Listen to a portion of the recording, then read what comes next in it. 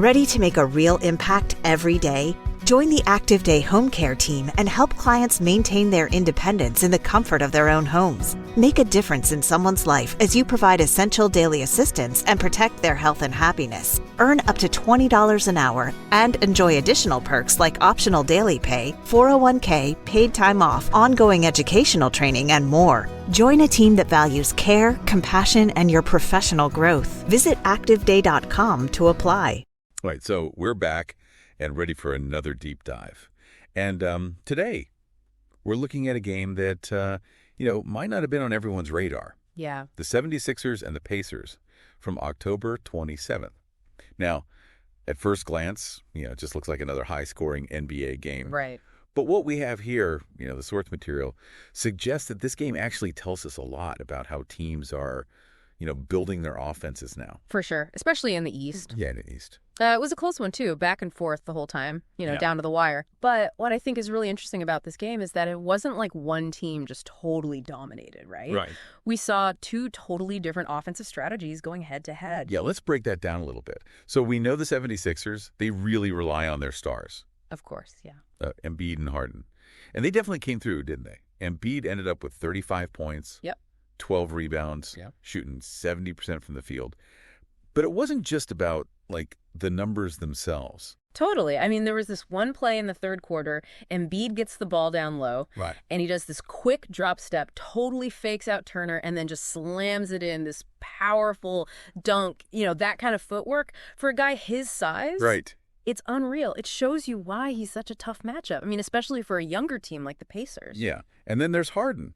Well, he did what Harden does, right? It did his thing. 28 points, 11 assists. But then you look at the Pacers. They came at Philly with this, more balanced attack, right? Uh-huh. Led by Halliburton and Mathurin, who combined for 45 points.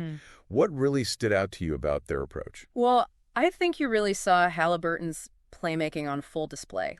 He's known for his passing. We all know that. Right. But in this game, he was really looking for his own shot, too, especially in those pick and rolls. I mean, that just adds another dimension to his game, makes him so much more dangerous. He ended up with 10 assists, but it felt like every single one of them led to a wide open shot for his teammates. Oh, the way he was just moving the Sixers defense around with his eyes, those little hesitation moves, it was masterful. yeah.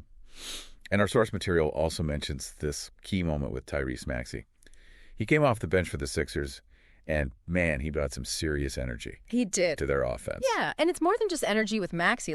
He's super athletic, he can get to the rim, no problem, but he's also getting better at playmaking. There was this one play, he drives into the lane, he's got 3 defenders on him, right? Yeah. And then he kicks it out to Tobias Harris for a wide open 3. Wow. That kind of court vision, that's what the Sixers need from him if they're going to make a deep playoff run. Okay, so offensively, the Pacers were holding their own. They were right there with them. But their defense, especially in the second half, seemed to be where things kind of fell apart for them. Yeah. Yeah, absolutely. You could see them struggling to rotate effectively against the Sixers pick and roll. I mean, there were a couple times where Harden found Embiid rolling to the basket, and there was literally no one between him and the rim.